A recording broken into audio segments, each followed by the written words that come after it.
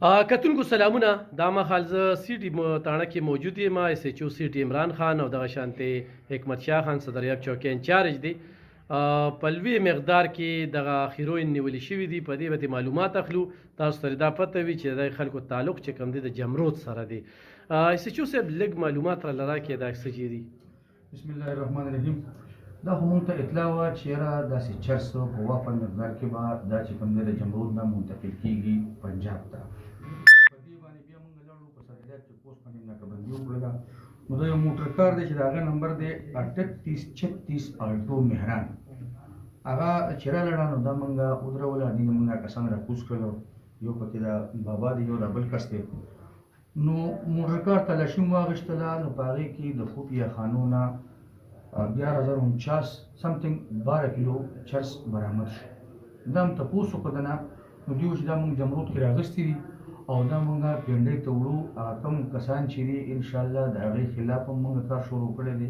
د هغې په موبایل د هغې په دغه باندې هم کار کوو او دا دوی چې کوم دی نو دا سمګلینګ کوو. که دوی په خپل مقصد کې کامیاب نه شو او گرفتار شو مونږ را پر اف آی آر دې خلاف لاچ کړو.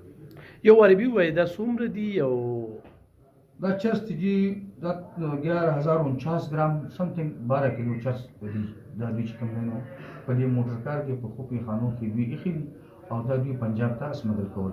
خو د ماضي لږ داسې دغه کې صدریاب چوکۍ خو دې نه مخکې کاروایي کړي دي.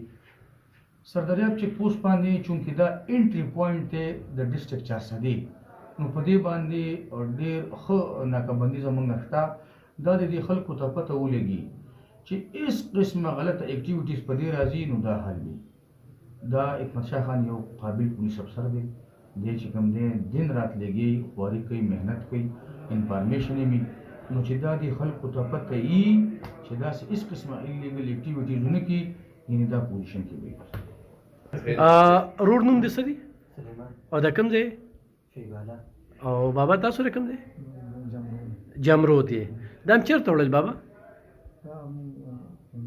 پینډۍ ته مړل. څومره وخت نه دا مخکې نه داسې قانون نه تېښته شته؟ نو تاسو سره هغه ټایم کې یاره نه وه چې دا دومره مال بوړو؟